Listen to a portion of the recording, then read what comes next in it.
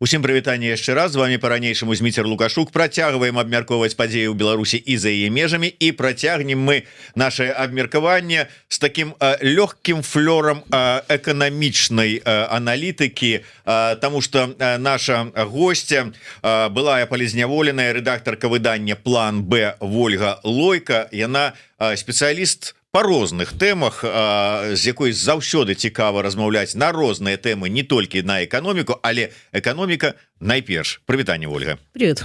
Ольга, давай трошку звернемся так на пару дзён у гісторыю. Было такое некая там нарада, якую праводзіў Лукашенко с міністрамі, і раптам высветлілася, што ў нас, оказывается, паўсюль усё дрэнна.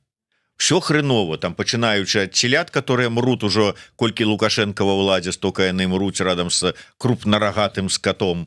Вот. Так і ва ўсім астатнім. То што адбываецца? І самое галоўнае, знайшлі нарэшце вінаватага? Ну да, безусловно. Это оказалось чуть-чуть правительство, немного маркетологи, ну и так далее. Понятно, кто не виноват. Главное сразу выяснить, кто не виноват. Да, кто первый об этом сказал, тот точно не виноват. Ну, на самом деле, мы все про это говорили уже много месяцев. Даже про тему, которая фактически там звучала впервые, наверное, из государственных уст, что за ужас у нас, извините, если бы не российская свинина, мы бы питались своими тепличными овощами сейчас вместо порядочного шашлыка, потому что у нас с крупным рогатым скотом ладно, у нас еще и с поголовьем свиней все никак не наладится, да, уже целые районы остались без свиней вообще совсем. Вот, ну, извините, это даже от базового коллективного договора, где была чарка и шкварка, остается, извините...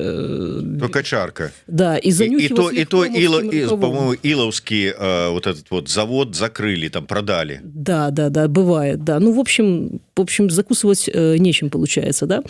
Забавно, как это сочетается с товарами союзного государства, с тем, что у нас все общее, с тем, что мы с Россией, это фактически там в одном лице, так сказать, одно государство, экономика у нас общая, а свинина у нас, извините, не общая, а очень даже отдельная. И когда мы везем что-то в Россию в большом объеме, к примеру, сейчас мы в большом объеме везли молочку, и в итоге российские производители сливают молоко, потому что переизбыток продукции оказался, в том числе из-за белорусов, да?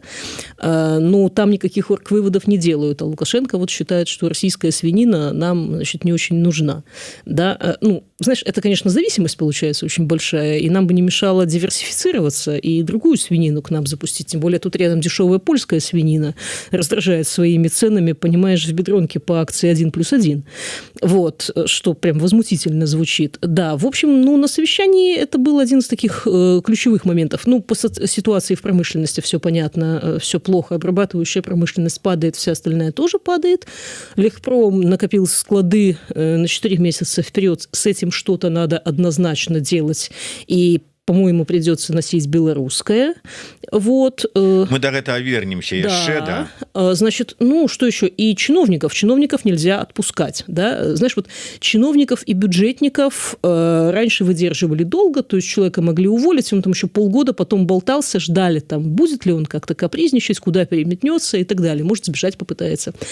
А сейчас очень быстро происходит назначение, прямо мне кажется, что в начале назначения, а потом увольнение, чтобы просто не сбег, да. Я жду, на следующей стадии должны быть какие-то такие заградотряды из губазика, которые будут стоять и стрелять в коленку, если кто-то даже там на секунду замешкается и попытается куда-то отползти. Все эти люди, и бюджетники, и чиновники, они должны остаться на борту просто потому, что их неким заменить. И вы можете сколько угодно говорить, что там кого-то надо расстрелять за коммунальные аварии. Ну, слушай, так не получится, да? Скамейка короткая, желающих на его место нет. А працевать-то кто будет, да? Именно, а в лавке кто останется. Поэтому, слушай, сложное такое совещание, да, вот Питкевич досталась, мы ее так и не услышали в итоге, да, она должна была кого-то сократить, а она кого-то не сократила. Вот, слухай, давай вот гэты момант нехта патлумач мне, як это разумець. С одного боку даюць фактычна заданне Лукашенко, ледзь там не асабіста Пяткевич, каб яна правяла скарачэнне, а то там вельмі шмат розных там структураў, чыноўнікаў, бюракратаў і гэтак далей. А з другого боку кажуць, чыноўнікі да вы тут на галерах до конца жыцця, то есть як это разуметь? Слушай, ну, есть разные конторы. Я понимаю, что Лукашенко бесит вот эти всякие при министерствах существующие типа аналитические центры, типа какие-то организации, которые занимаются документооборотом, статистикой, анализом не пойми чего. Его это несколько напрягает, это все на бюджете висит, при том, что люди фактически не являются госслужащими, ответственности ни за что особо не несут, ну, такая вот просто бюджетная кормушка. Ну, знаешь, вот Трамп вместе с Маском, когда вот начали вот это, там оказалось, что часть из них это, допустим, авиадиспетчеры, поэтому здесь я бы хотела все-таки послушать саму Петкевич, да, что и почему не получается уволить, да, потому что если это какие-то структуры, задействованные в пенсионном обеспечении, возможно, на них что-то держится. Просто мы об этом не знаем, Лукашенко об этом не знает. Или просто он раздраженный, поэтому его бесит абсолютно все. Вот. Поэтому, в общем, он был в очень нервном состоянии. И, знаешь, мне кажется, такой индикатор нервности его – это количество упоминаний 2020 года. Ну, там прямо постоянно. Это просто красной нитью. Не, ну то, что беглые априори виноватые, вот как бы вот... сквозным ідзе думкай паўсюлі пра ўсё, это зразумела.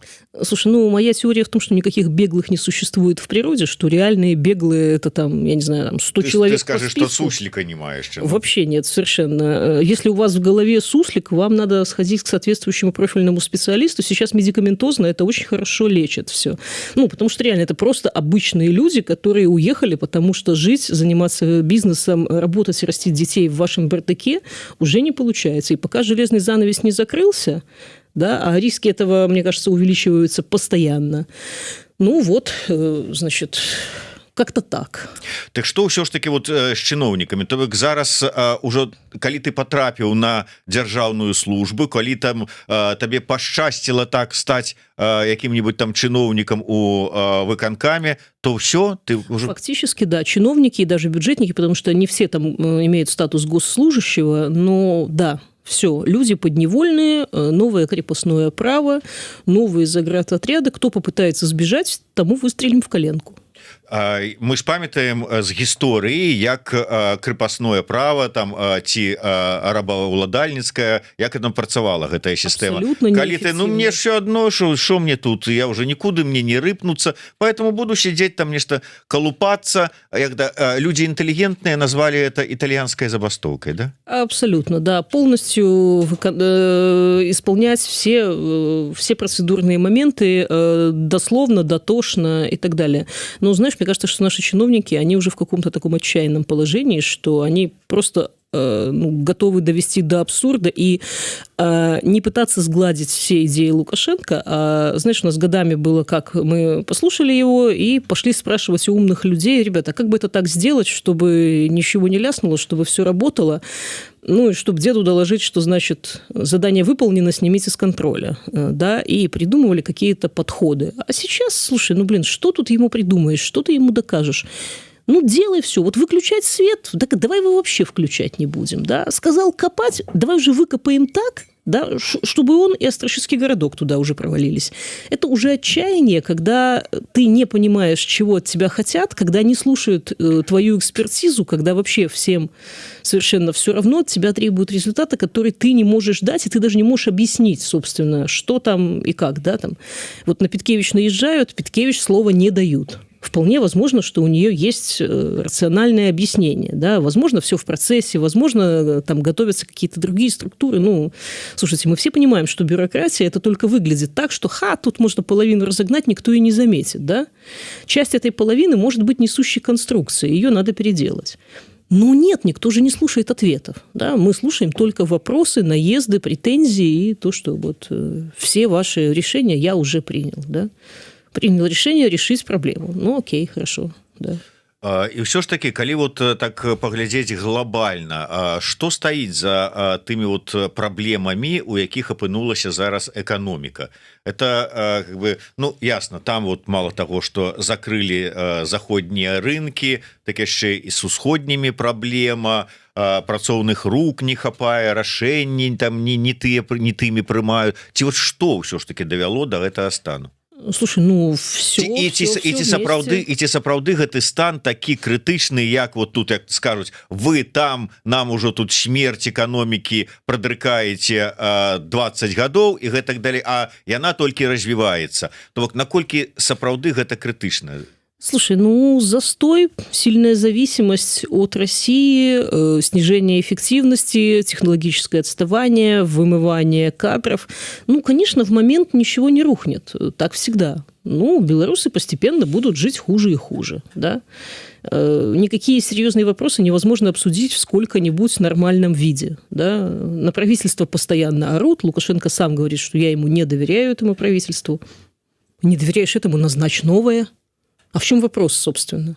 Ну, меня всегда удивляло, когда, допустим, Лукашенко назначил Калаура в декабре 2014 года.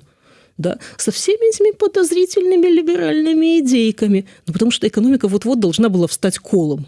Да? Он это почувствовал, и пришел человек, который, идеи которого не очень соответствовали вот этой экономике, которую Лукашенко видел в своей голове.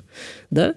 Но он понял, что, ребят, или она встанет, или она все-таки поедет, и очень четко принял альбо решение. НЭП, альбо конец большевистской революции. Именно. Причем конец абсолютно бесславный. Да? Ну, а сейчас нету, никто не может сказать, как надо, да? Потому что все ждут, что скажет он, собственно.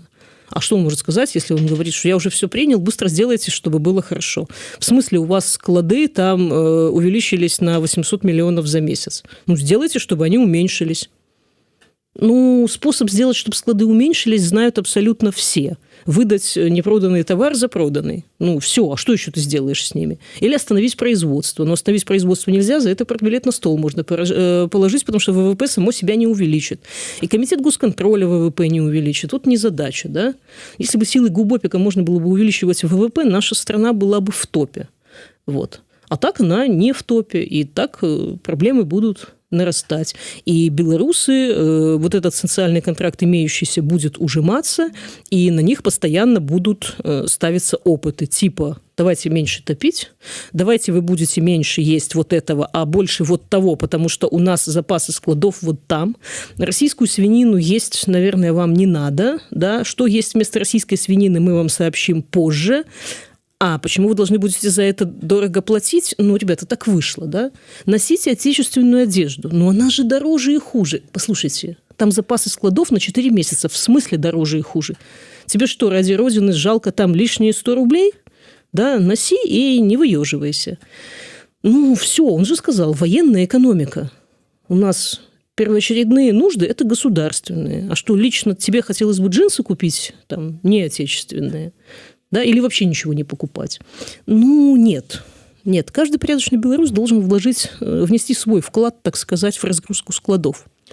Ну, то бок можна ўвогуле пайсці далей, там, скажем, скласці план. Вот сёння дом нумар такі-то, 9павярховы, по вуліцы такой-то, ідзе у краму гаспадарчых тавараў і купляе кожны па там пластыкаваму тазіку беларускай вытворчасці. Назаўтра вы ўсе ідзеце там у там краму якую-небудзь харчовую і набываеце беларуска там такого там потом вот это кашули белых. Ты же помнишь Советский Союз с этими заказами, да, когда в заказ тебе положат, значит, палку сухой колбасы, которую ты бы хотел получить, да, с 3 банками консервов, которые тебе вообще не нужны, ну и еще чем-нибудь, да, и какой-нибудь брошюрой там про линию партии.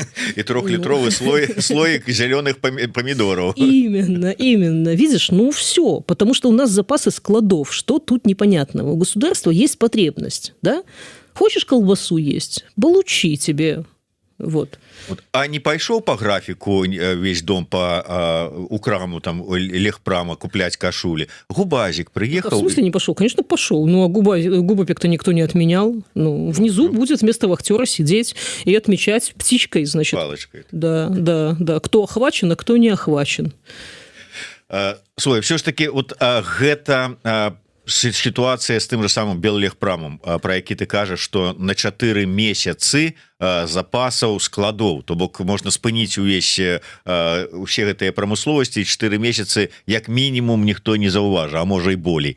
Але что стало нагодай, чаму до гэтага дашлі, гэта тыя секонды, вот яны во всем виноваты. Ну, они во всем виноваты последние лет 20, и их уже много раз разными способами пытались удушить, да, но пока... Здаецца ж, уже удушили. Нам тут полгода плакал Кнырович тут у студии, что вот задушили секонды санкциями там, в общем, остальным. Ну, их не совсем задушили, их там они маршруты поменяли и так далее. Вот, опять, это все просто удорожает товар, да, потому что, ну, чипы тоже вон задушили, а они как ехали, так и едут, просто более сложным путем и с большими издержками, так и здесь. Секонд все равно доедет, только с большими издержками. Слушай, ну, просто наш легпром не попадает в целевку, вот и все. И весь год у нас росли зарплаты, и номинальные, и реальные. Ну, люди любят импортные товары, люди предпочитают импортные товары. Белорусский легпром представлен очень странным ассортиментом, не попадающим в свою целевку часто. Каких-то компаний с хорошим маркетингом реально мало, типа того же Марк Формеля, который смог закрыть, ну, целый сегмент легпромовский, очень симпатичным, вполне качественным товаром по нормальной цене. Да, ну, там заводы, конечно, пришлось построить в разных странах, и не только в Беларуси. Да, ну, вот такой получился вполне симпатичный бизнес. А что может государство, ну, даже если взять самое простое, это то, что понятно каждому белорусу в плане пошива одежды. Ну что, светанок? И все? Слушай, ну, маркетинг у них всегда был странный. Я на себе его много раз испытывала, когда ты там идешь в метро и говоришь: слушай, какой классный бигборд, какая коллекция светанковская. Слушай, а мне как раз тут надо подарочек ребятенку, да, я зайду. А у нас его нет в продаже. Подождите, вот у вас висит бигборд, в магазин в 400 метрах от него, а его там нету этого, так а зачем я к вам пришла? Я увидела, эту коллекцию нам еще не завезли. В смысле? А когда завезут? Ну, тогда делайте приписку на бигборде, ждите с такого-то числа. Ну, я иду, я, значит, готовлюсь, раскатываю губу. А мне говорят: а нет. Ну, тем более, наверняка это было бы не очень дешево. Вот я хотел сказать, а ты приходишь радостно и бачишь цену на дзіцячы товар, и ты ведаешь, что праз паўгады дзіцёнак вырасце з гэтай рэчы. Абсолютно, абсолютно. И тебе ее надо будет куда-то деть. Я, кстати, вот не очень понимаю, да, они тут ртом своего муковозчика говорят, значит, что у славян не принято носить бэушную одежду. Значит, они не помнят ту цигейковую шубу, в которой вся улица росла, значит, передавались из поколения в поколение и в одной семье, и по всему району. Причем, что цікаво, и хлопчики, и девчонки. Абсолютно. Абсолютный унисекс, совершенное равенство. Да, шапка, шуба, все одинаковое. Шарфик можно там какой-нибудь, да, гендерно, так сказать, окрашенный повязать. Да. Ну и все, собственно. Ну, вот они мне это пытаются объяснить. А куда мне потом это деть? Ну, вот ребенок вырос, да, я все равно это передаю. Это все равно одежда это кочует. Вот это нищеброды, вот. Там вот у Польши, там, вот. Там где они привыкли у секондах, да. А мы тут вот... Слушай, люди любят экономить, люди любят менять одежду часто, многие. Ну, кто-то не любит, ради бога, никто же не заставляет, да. Люди любят находить что-то классное, дешево. Ну, секонд удовлетворяет эту потребность. У меня у Минску был знакомый айтишник, который зарабляў столько за месяц, сколько я, может, там за 2 гады зарабляю. Вот. И он ходил в секонд. Я кажу: а навошта ты не можешь себе пойти и купить? Он говорит: тое, что я часом могу знайсці ў секонде, такого я тут, по-першае, не куплю, бо яго просто нема, а по-другое, яно нават для майго заробку каштуе дорага. Абсолютно. Брендовая одежда в Беларуси дорогая. Многие там знают прекрасный шопинг, допустим, в Штатах, когда можно закупиться там на всю семью, 2 чемодана вывезти, это будет дешево. Все знают хорошие дисконтные деревни по Европе. Ну и, в общем, если человек ездит и на всю семью закупается, то не такое это буржуйство с учетом лоукостов. В общем-то, те же поляки имеют возможность закупаться в любых марках, дорогих, дешевых и так далее, по ситуации. Совершенно не оглядываясь на товарища муковозчика, который считает, что у славян это не принято. Да? А у бедных людей, у бедных славян это принято. Да? Мне вельмі радуе, што булкавозчык можа выказвацца ад імя ўсіх славян, прычым не только, я так разумею, беларусаў, але і ўсіх астатніх славян. Да? Да. И обсуждать ситуацию с секондами в Польше. Кроме того опроса, где 60% поляков говорят, что иногда они покупают одежду в секонде. Мы, кстати, опубликовали на своем сайтике этот такой же опрос, и там действительно под 65-70% хотя бы иногда, но покупает. Ну, послушайте, потому что действительно у людей бывают какие-то узкие потребности. Я не знаю, там ребенку к карнавалу нужна желтая майка. Ну, куда человек там на районе пойдет? Где он будет искать ту желтую майку? Зашел, взял, это стоило там 2 рубля. И может, и одеть один раз требовало. Абсолютно. Вот. Или действительно кто-то умеет что-то перешивать, ищет какие-то хорошие штуки. Ну, в общем, послушайте, пропагандой этот вопрос не решишь. Да? Для бедного человека это очень большая отдушина, очень большое подспорье. Для детей это прям важно. Подростки, молодежь, которая хочет как-то одеться там по-модному. Я не представляю себе эту категорию населения. Это у нас же это не люди, да, и не целевой сегмент, это категория населения, которая идет там в универмаг Беларусь или в торговый дом на Немиге, и там покупает, допустим, себе модную шмотку какую-то. Ну, это даже сложно вообразить. Да? Там коллекции меняются, я не знаю, как часто, но оно, по-моему, висело там годами. Или это очень дорогая продукция, допустим, там как ты не хочешь себе пальто Елема? Ребят, sorry, it's out of my price, да, я не очень бедный человек, особенно в Беларуси была, да, но я не могу себе купить за такие деньги пальто, да, в условиях нашего рискованного климата.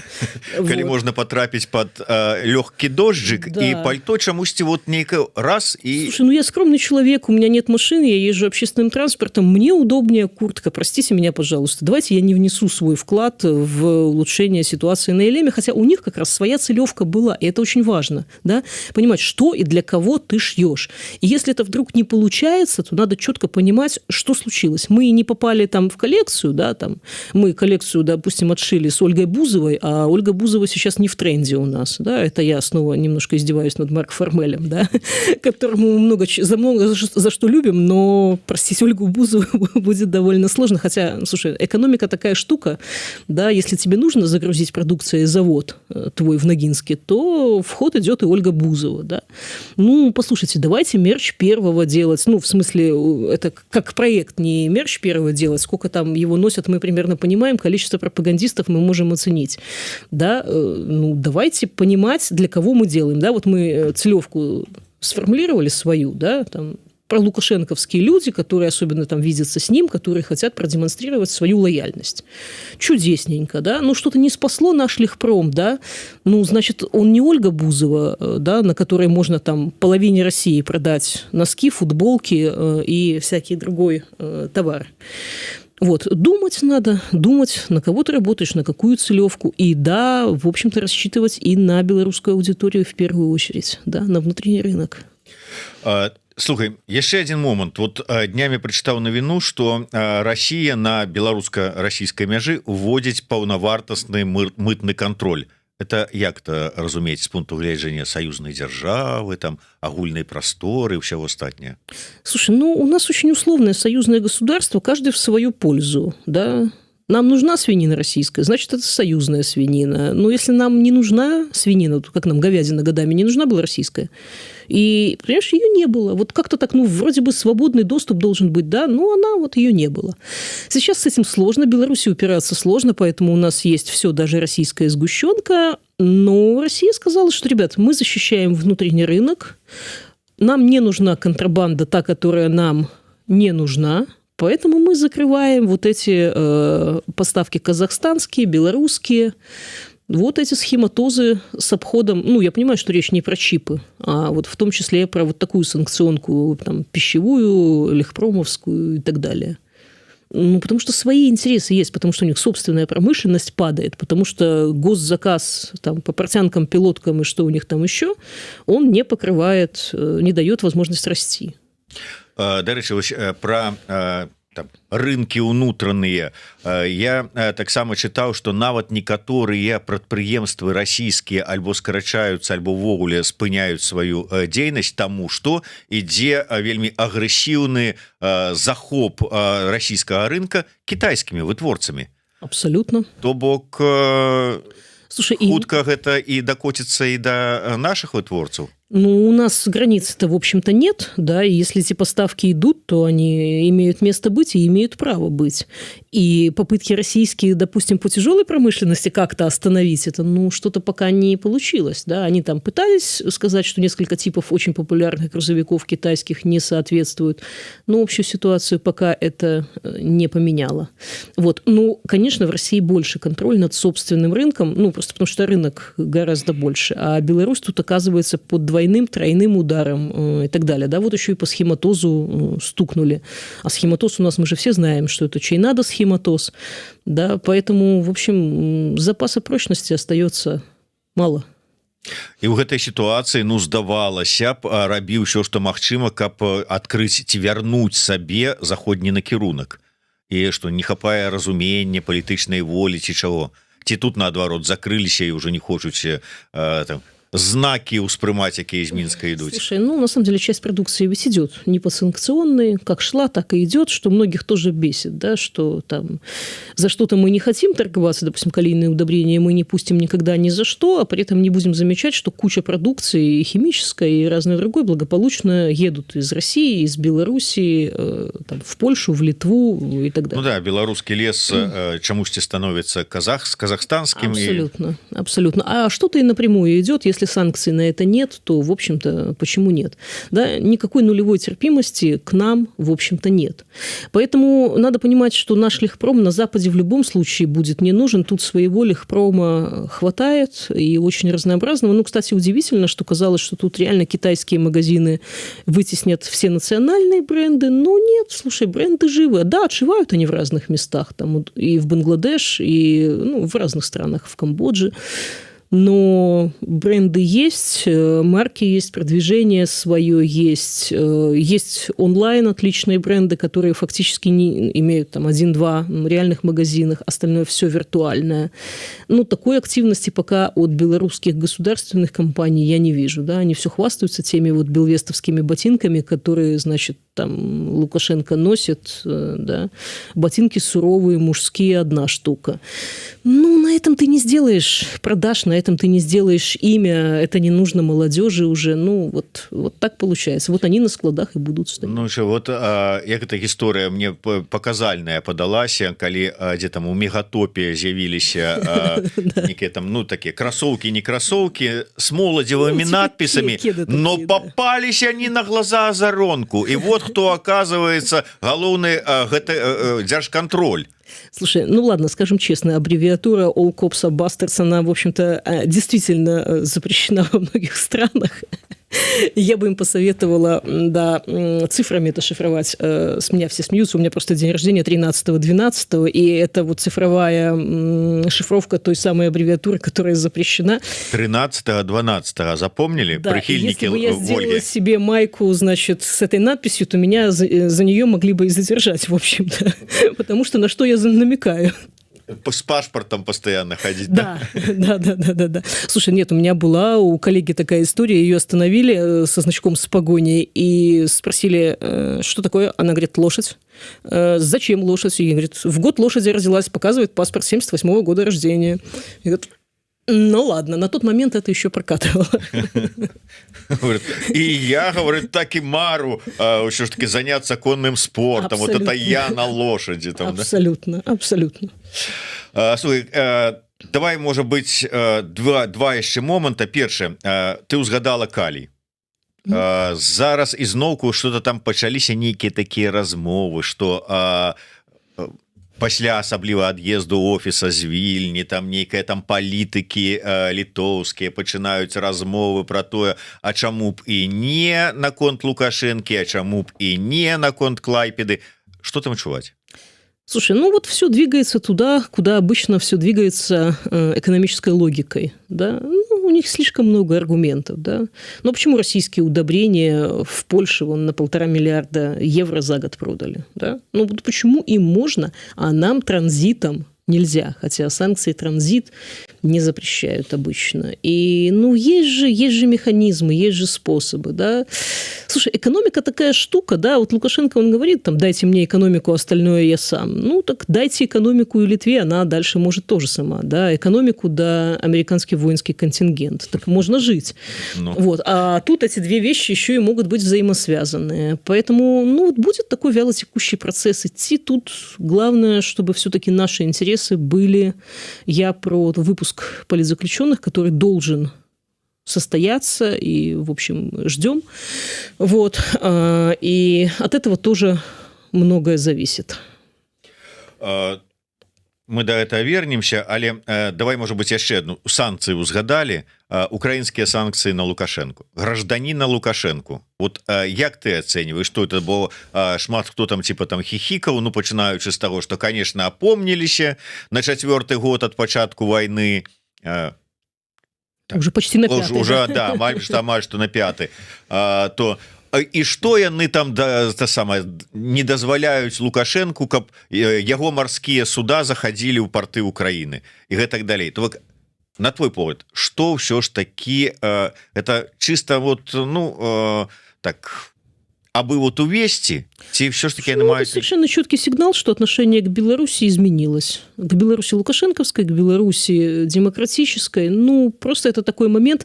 Опять, тут никто не упрекнет Зеленского, потому что у него совершенно четкие свои интересы, которые были, имели место и продолжают, в общем-то, играть основную роль. Да? Если ему важно было, чтобы Беларусь не вступила в войну физически, важно критически, то можно сколько угодно говорить, что вот давно надо было указать Лукашенко, значит, на его место.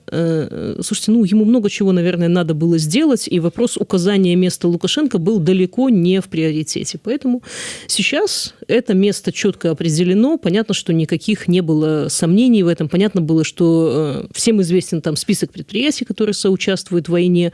Всем известно было про наведение российских дронов, ну и так далее. Поэтому, ну, просто вот наступил момент, все случилось. Знаешь, нам всегда хочется, чтобы как-то такой случился монтаж, и все как-то было очень быстро, да? Ну, война – это медленно, смена режима – это медленно. Все разворачивается, сворачивается, развивается. Да, а нам все кажется, что там протесты, может, там 2 дня попротестовал, и если ты достаточно настойчив, то этим все закончится. Ну, нет, вот так не получается.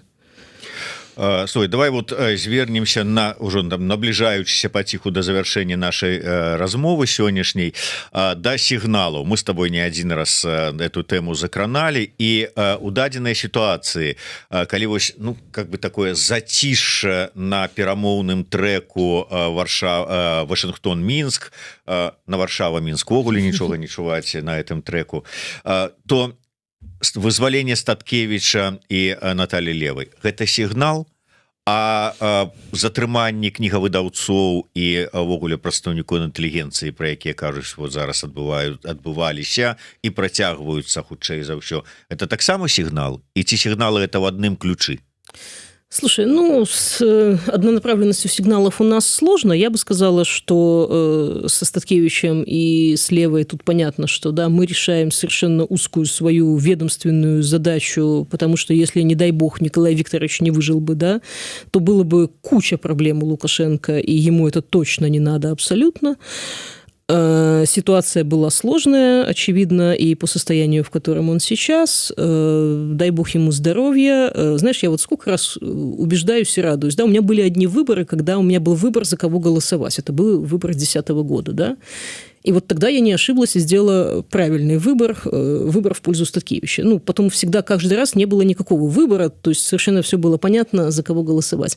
Поэтому фактически режим просто, знаешь, ну не будем же мы портить отношения с Трампом, да, поэтому они наградили совершенно какую-то жуткую конструкцию, юридически вообще никак не объяснимую, как помилованный человек оказался в тюремной больничке, чтобы потом его выдали жене просто, значит, по заявлению.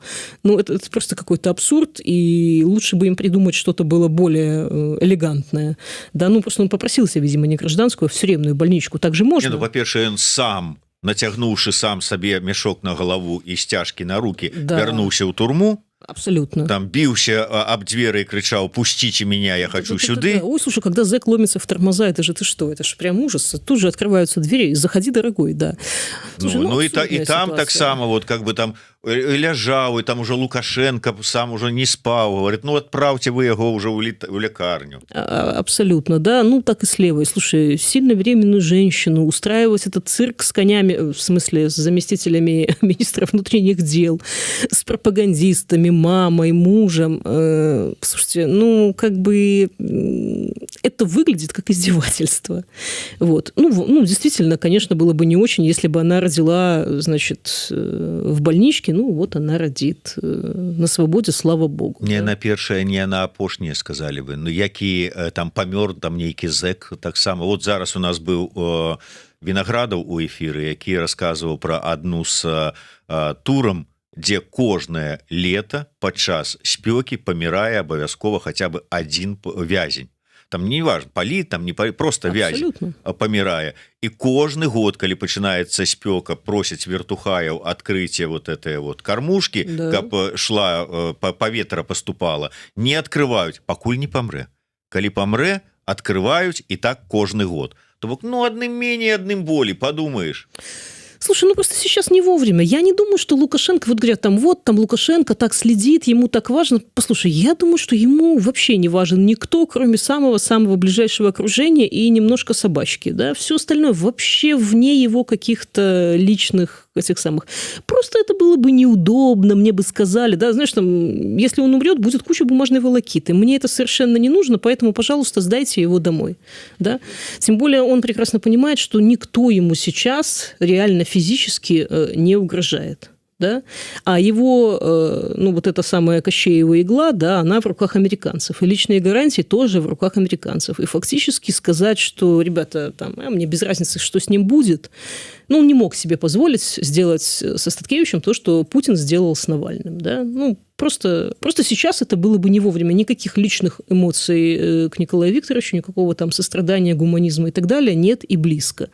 Вот. Я просто не очень понимаю, они могли бы это так довольно элегантно скрывать. Да? Ну, спасибо им за это откровение. Если у кого-то были сомнения, то вы можете посмотреть, как это все обставлено.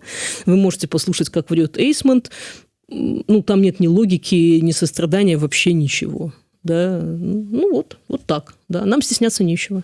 Ну, ладно, ситуация с Статкевичем, ну, больш-менш там можно там паспрабаваць зразумець матыва, матывацыю і ўсё астатняе. Але і на гэтым фоне, калі ты как бы даражыш перамоўным гэтым трэкам, хочаш працягу і працяг рэпрэсій, і не тое, что там вот, ну, как-то вот там где-то цішком аднаго затрымалі, там цішком другого, конкретно ідуць масавыя мэтанакіраваныя, ведаеш, справа медыкаў пры Сталине, так тут вот справа выдаўцоў табе, там справа яшчэ таго. Да, слушай, вот. Я жду, следующее будет дело маркетологов, судя по всему, по ГОСам пойдут. Пора уже, слушайте, им с этим мелкотемьем, вялобуржуазным и околооппозиционным завязывать. Да? Ну что такое книгоиздатели? Это же скучно. Тут вон вся экономика страны подорвана, потому что маркетологи не продают. Мне кажется, давно пора уже завести какое-то большое дело, да? Это я, если что, сарказм, я не подсказываю. Да? И заняться просто массовыми... Сарказмом, але вот Марка уже сказал, что как бы вораги и працуюць на... не на карысць дзяржавы і тыя, хто кажа пра прыцісненне беларускай мовы, і тыя, хто кажа пра прыцісненне рускага языка. То бок, умоўна кажучы, усіх скопом... Всех недовольных надо на всякий случай расстрелять. Я согласна. Единственное, что меня смущает, что господина Маркова на Ютубе смотрят 1,5, 2, иногда 3 тысячи человек. Мне кажется, это вопиюще мало, и надо раздать срочно какие-то задания, там, разнарядки и так далее. Потому что, ты меня извини, но любой проект так называемых беглых, он имеет гораздо более приличные цифры. Тым не менш, як ты лічыш, усё ж такі у сённяшняй сітуацыі ці магчыма неяк скрануць з мёртвай кропкі паралельна з працэсам вызвалення працэс, ну я не ведаю, размовы ці там, скажем, спынення ці сцішвання рэпрэсій? Я думаю, что возможно, и если бы Лукашенко чуть-чуть лучше контролировать мог ситуацию в стране, это, конечно, надо было бы делать, и первый, кто в этом заинтересован, это он сам. Да, но, к сожалению, мне кажется, что он в силу своих личных особенностей просто не в состоянии признать, что работа над ошибками, она необходима. Дякую вялікі. Яшчэ раз, план Б. выдатны портал, так что заходзьце, чытайце, подписывайтеся, калі для вас гэта бяспечна. Ну і безумоўна не забывайте подписываться на YouTube канал Еврорады, ставьте свои падабайкі, націскайте на звоночек, расширвайте, калі для вас гэта бяспечна. Ну а мы на сёння развітваемся. До сустрэчы, жыве Беларусь.